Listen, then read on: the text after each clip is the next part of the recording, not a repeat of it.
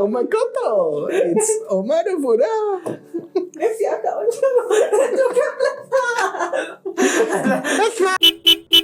اوي اهلا بيكم في حلقه جديده من مود كاست. ازيك يا عم شو؟ ازيك يا عمو؟ عارف حلو بينهم 3 2 1. عامل ايه؟ انا تمام يا ربنا. ما اعرفش بدأنا كده ليه. انت كويس يا عم تمام الحمد لله. انت وحشني بقالي كتير ما شفتكش. والله إيه اللي وانت حصل الفتره كمان. دي؟ لا والله انا تمام تمام يعني. يا عم يا رب دايما يا عم. هنتكلم فين النهارده يا عم عمور؟ طب من نسلم على الناس. انت مش عايز تعيش بس منك. بص هو بيحاول ما يعيش. بص ماسك في الحلقه. والله بحاول المها يا اخي. اوي اهلا بيكم في حلقه جديده من مود كاست. ازيك يا عم شو؟ ازيك يا عمو؟ عامل ايه؟ والله مش عارف ماله بيقلب كده ليه فرق. يا عم الحمد لله. انت ايه الاخبار؟ انا تمام يا رب ده الدنيا حلوه معاك. الحمد لله ماشي. الحمد لله وحشني الحمد لله والله. والله العظيم. وانت عمو؟ حاجه جميله. الحمد لله. وانتوا عاملين ايه؟ طمنونا عليكم، اكتبوا لنا في الكومنتات كده الدنيا تمام. يا رب يعني الدنيا تبقى تمام مع الكل ان شاء الله. ان شاء الله يا عمور. هنتكلم في النهارده يا عم جو؟ هنتكلم في ايه؟ ايه كنت كنت خايف منك بقى. لا لا ما ده احنا اتفقنا. هنتكلم عن الحدث الاعظم والاغرب في العادات المصريه. الحدث اللي الراجل بيتهان فيه فشخ اكتر من اي حاجه تانية في الدنيا. وهو بيبصم الصبح. هنتكلم عن الافراح عشان يوسف عامل نفسه ناصح وبيشرب في وسط الانترو وحسبي الله ونعم الوكيل. والله العظيم طعمه حلو. والله لا خدها كده، اول مره العصير يبقى ماليش حلو. فيه. خدها. هاخدها. المهم ما اطلعش انا زي ما اتفقنا.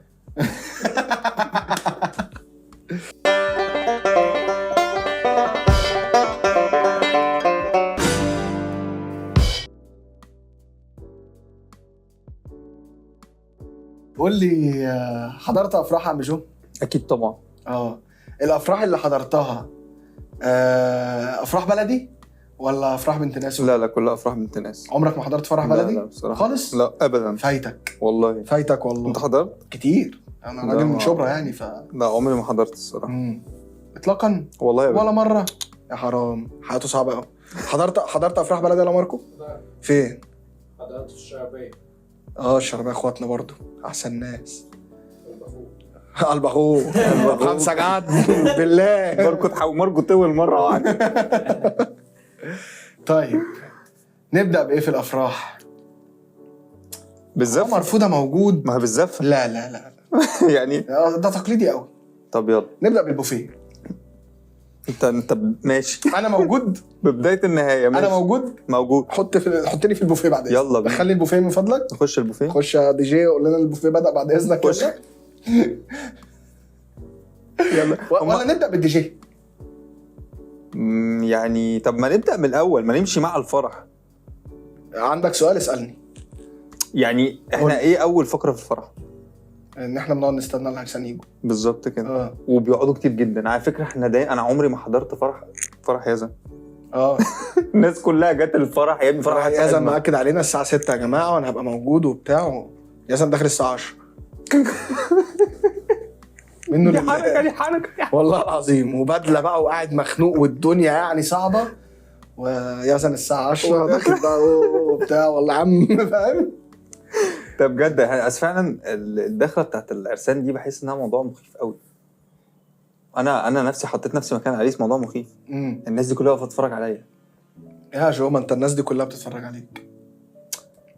لا بس الناس دي هتبقى ولا انت بتتمرن. الناس بتاع الفرح اكتر دلوقتي. شكرا. انا اسف. ايوه صحيح. عندك حق برضه. بس ممكن يعني اصل ما فيش حد في الكومنتات. يعني ممكن ما اقراش الكومنتات. لكن في الفرح بس هسمع بودني. في الفرح ما بتقراش الكومنتات اكتر. بس بتسمع بودني. ما انت في الفرح ما تبقاش مركز انك تسمع. ده اللي اكتشفته يعني. ده بجد. والله انه صباح الفل الدوشه كتير كده فانت مش مركز. وبعدين يعني في كل الافراح في مصر في 2 ستات كده هم واخدين جنبه وقاعدين وماسكين واحد في الفرح مقطعين لحمه. بالظبط. ليه؟ عرسان ريفيورز. ايه؟ عرسان ريفيورز. لا دول ناس تانيين هنروح لهم. بس الناس اللي هي كل الناس اللي حاضره في الفرح دول مش مظبوطين. ما فيش واحد فيهم يملى عين بني ادم، كل واحد فيه نواقص. طب يا ست الكل، وطنط دي بتبقى تخينه قوي. مبدئيا هي تخينه وشعرها ابيض وسنها كبير واسنانك واقعه. واحنا فينا كل العيب. انا بقول لك انا تخينه اهو، انا راجل تخين اهو، وبقول لك انك تخينه. طب محتاج تقول اسم؟ لا مش هقول اسامي. مش عايز تقول اسم؟ لا سيلكت اقول كنترول ايه. اي واحده بتشتم الناس في الافراح في سرها تخينه. انت تخينه، تخينه. انت تخينه. تخينه. مش عارف انا اول مره اقول الكلمه دي بالغل ده، عشان انا كنت عايز تشتري بالبوفيه غالبا. موبايل قفل. رجعني بقى للبوفيه بعد اذنك. خش للبوفيه.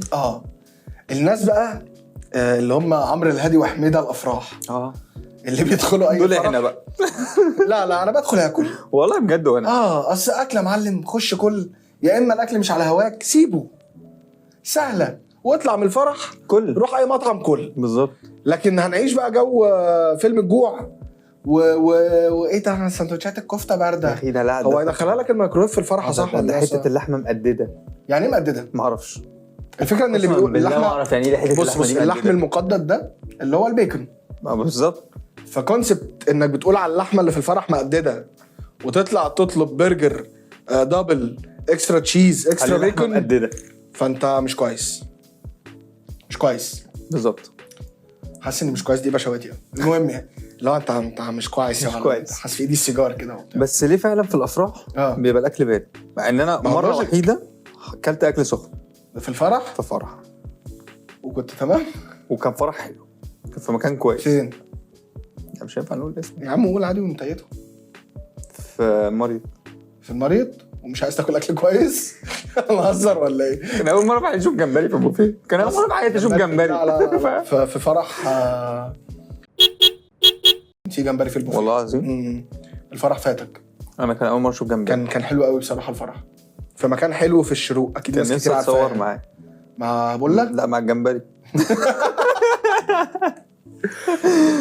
ايه ده في حد اتصل؟ مش مهم. امك ده سلم لي على صدر. الفكره في ان انا لسه قال مش مهم، هو سلمني انا وامي تسليم اهلي اتصفوا مع بعض. مش باب ولا خلاص انا ابن عاق حالا عشان يوسف قرر انا بقيت ابن عاق. متشكرين يا عم جو. ممكن نرجع للحلقه. انا خايف لا تكون بتعزمك على فرح. ما تشغلش بالك، بتعزمك على فرح. ما تشغلش بالك بالله، دي مشاكل بيني وبين امي، ما تتدخلش فيها بعد لو اذنك. اتصل تاني رد. طيب ان شاء الله حاضر. يلا ممكن بقى نرجع للحلقه بتاعتنا. ارجع. اشكرك. اقفل لي يا عم البوفيه. مش داخل البوفيه. شبعت يا عم، سديت نفسي يا عم، سديت نفسي والله. خلاص مش هدخل البوفيه انا. ليه المشروبات الغازيه بتبقى سخنه؟ مش هدخل البوفيه برضه. انا عايز اكل. مش هدخل اي حاجه بتدخل البق، مش هتعدي عليا. براحتك. نروح للدي جي. مش مكمل حد. سديت ودني. نروح للدي جي. خش للدي جي. عشان انا عندي مشاكل كبيره جدا مع الديجيهات بتاعه الافراح في مصر. يعني انا ابقى رايح احضر حفله الاقيك طرش وما بقاش عارف اقف على رجلي من الرقص والدنيا جميله. ادخل فرح ابدا اسخن بس مع الاغنيه تقول لي لا. ليه كده؟ ايه ده بتنططوا؟ والله العظيم يا اخي ما هو انت دي جي افراح، شغلتك انك تفرح الناس. شغل وائل جسار. بيحزننا يا اخي. شغل وائل جسار. يعني ايه فرح تشغلي ناس مني ومن دمي محدش فيهم شال همي. انت بتشتم اهل العريس على فكره. بالظبط، او العروسه يعني. او العروسه بيشتم اهالي الناس اللي جايباه موجودين بالظبط. فليه كده؟ ليه كده؟ حصلت معاك مواقف مع ديجيهات قبل كده؟ هي طول الوقت على فكره. ايه الموقف اللي معاك انت؟ كان في فرح، بس تصدق كان في فرح بتاع بنت خالتي، ده كان الدي جي فيه كان حلو جدا. كنت انا والواد ايهاب صاحبنا كان بيبيت ماتش مع الحاجه، كان بيظبط يعني الانترو والاوت. ما قليل يعني بيبقوا موجودين بس قليلين. ده كان حلو قوي. الغالبيه العظمى مش كويس. ده كان احسن واحد انا شفته في حياتي. ايه بقى المواقف اللي حصلت معاك مع الدي جي يا جو؟ كنا نخش نسخن قوي قوي قوي قوي كده، بتبقى عايز تتنطط وبتاع، وتخش مره واحده في التراك تلاقيه قفل وتروح مش شغال. لا ما ده الديفولت. خد بقى موقف. قول لي. خد موقف طرش. اديني. كنا في فرح في شبرا، الكلام ده وانا صغير، يعني كنت 10 سنين 11 سنه حاجه كده يعني. وفرح شعبي بلدي، دنيا جميله والناس كلها قاعده حدش شاف قدامه. ورقصه طالعه على المسرح، حلو الكلام، والراجل مشغل المزيكا والست بترقص والحياه حلوه، وقيس فجاه قام مشغل دالي ده ليه؟ ده ليه؟ اما شغاله والعروسه واقفه والرقاصه بترقص. انا عمري ما هنسى صوت القلم اللي طلع على وش الراجل ده من الرقاصه. قسما بالله قامت لفه وقامت شتناه. مش هينفع نقول الشتيمه عشان الناس. وقامت واكلها قلم. انت متخيل ان الاغنيه شغاله وانا سمعت القلم؟ فاظن القلم واصل هو كان عامل ازاي. الراجل قام خد القلم وقف بص لها وهو بينزل الفيلم وبيشغل الاغنيه تاني عادي. ما انا مش من كوبا عشان تشغل لي تاني. هو غالبا متعود. الفكره في رياكشنه ان هو قام واخد القلم وقام راجع عامل كده عدل السماعه بس مفيش اي حاجه. لا فده عمري ما هنساه.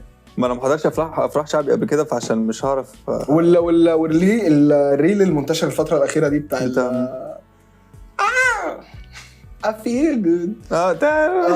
الناس كلها قاعده في امان الله. اللي ماسك موبايله دي حصل. اللي قاعد مع ست الكل عمالين بيشتموا في الناس. الست التخينه اللي لسه جايبين سيرتها من شويه. الدنيا تمام الناس مبسوطه وفجاه صرع هو طلبت معاه. تلاقي البدله بقت مبقعه من تحت. بالظبط كده. ايه ده العريس مش هيبقى عريس النهارده. تعال نجرب حظ سعيد المره القادمه ان شاء الله. والله العظيم وحاجه تقرف. وبمناسبه العريس يا عم جو يلا بينا خش على فقره. تعالى نروح لفقره العريس عشان بتبقى فقره فعلا. خش على العريس. ليه كده؟ ليه كده والله؟ هو مين اللي عمل العاده دي؟ بيتهيألي ان ده شخص ما كانش المفروض يبقى عريس. يعني ده حد اغصبوه ان هو يتجوز. اكس العروسه. لا مش كده اسمع. ده حد اغصبوه ان هو يتجوز وعشان هو ما كانش المفروض يتجوز واتمنى تكون فاهمني طلب من صحابه يعملوا كده. عشان يخش في سكه تانية يعني. عشان هو في السكه دي اوريدي. لا انا مش جاي معايا غير كده. مستبعده حاسس ان هو الاكس بتاع العروسه. فعلا والله العظيم اللي انا كنت عليكم في الفرح. هات العريس ده كده. تعال نشوف دي بتقول ايه. طب ما والله بيدخل يعمل له بوك ويمشي ليه كده. يعني انا ابقى واقف جنب عروستي واقفين مبسوطين ولا واحد بيديني لايك. يعني انا مش فوق وبيرجع كويس ان انا مش بصوت. وتلف ما تلاقيش بني ادم. ما هو في حاجه. ما تلاقيش بني ادم ازاي يعني تلاقي الناس اختفت. يعني تلاقيه من العدم. يخرب بيتك السرعه دي. انت فلاش. لا ومين اللي بيتكلم؟ سبونسر افراحنا. والله يا اسطى كوبيز يالك بيدخل قصب. يلا بقى. طيب يعني عمري ما هنسى في يوم في فرح واحد صاحبنا مش هينفع اقول اسمه بس هو هيعرف نفسه وهيزعل مني فشخ. تمام هنعرفه اعتقد. ماشي. كان معانا في الجامعه. ماشي. فرح اخوه. فالواد نفسه ملوش اي ذنب في الدنيا. ما انت ما تعرفش اخوه. ما انا ما اعرفش اخوه. تعرف اخوه. انا ما عملتش حاجه بجد. انت عارف انا ضد هذه العادات القذرة. انت كداب. بس ماشي والله ضد هذه العادات لما كبرت يعني. ماشي انت كداب. في واحد صاحبنا لو شاف الحلقه هيرشد عني. المهم تمام. الولا اخوه واقف طول الفرح بيرقص مع مراته. تمام. واحنا ماسكين اخوه الناحيه الثانيه. والله مبوظينه. شنيارين ولا بيعلقوا عليه تابلو. عمري ما هنسى انا واقف بتفرج على الشباب. ابوه قام داخل يا شباب مش ده العريس يا شباب. انت متخيل ان ابوه داخل يرشد عن اخوه التاني من كتر ما شاف الواد جرى فيه ايه. والله العظيم. المشكله ان ابوه عارف. ما اصل ابوه عدى بالموقف. طب اقول لك حاجه بقى. يعني هو لو ما عداش ما بيتهيأليش كان هيبقى ابوه. تعرف ان انا لسه من قريب مكتشف ان البنات بتبقى عارفه ايه اللي بيحصل في العريس. لا يا شيخ. لسه مكتشف ازاي؟ ايه؟ ما كلنا عارفين ده. بس انا كنت فاكر ان الموضوع ده حصري لينا احنا بس. لا طبعا البنات بيعملوا حاجه شبه كده. بجد؟ سمعت يعني. لو في بنت بتتفرج علينا تقول انا اروح اقعد ورا الكوشه. انا بقى اروح اقعد كده في بار ورا الكوشه. طب ده بجد يا اسطى؟ سمعت ما اعرفش بصراحه يعني. اتمنى لو حد يعرف يكتب لنا في الكومنتات. بس بيبقى مركبون ضوافر ده بتوجع قوي. يعني مشكلتك. يعني الرجاله بتبقى عادي. يعني طب حضرت ام العروسه وهي داخله توري الشبكه لاي قطه معديه في الفرح؟ دي انا شفتها بعيني بقى وشفتها خلاص ما عشان احكي انا ما نغلطش يا عم، لا حرام. احكي لي بالله يا عم. هو حد كان جاي ماسك بتاع كده قطيفه وماشي بيها كده، والمخرج ماشي معايا اللي هو بتاع التصوير ده، وهي ماشيه تفرج الناس كلهم كده. جميل. تكتفي يعني انت بقى في بروجيكتور وهي بتعرض في الكاميرا. لا راحت سحبه البتاع ومعديه على كل ترابيزه، كل واحد بيبص. حلو. وانا بص الناحيه الثانيه وهي جايه لي بوشي وانا بص الناحيه الثانيه، والله ما ببص بس. وفضلت بقى ماشيه عماله تعمل كده قدام الناس. تيجي تقول لك انا عايزه محسود. طب خد بقى دي. في فرح الست حاطه العلبه بتاعت الشبكه دي في صينيه، والصينيه دي حواليها شوكولاتات كده. ما هي صينيه ولا بس فرشه حواليها بقى شوكولاتات كتير وبتاع. وماشيه برضو عقده النقص دي توري الشبكه لاي حد موجود او مش موجود. بالظبط. في واد كان بيرضى راحت شد بص يلا.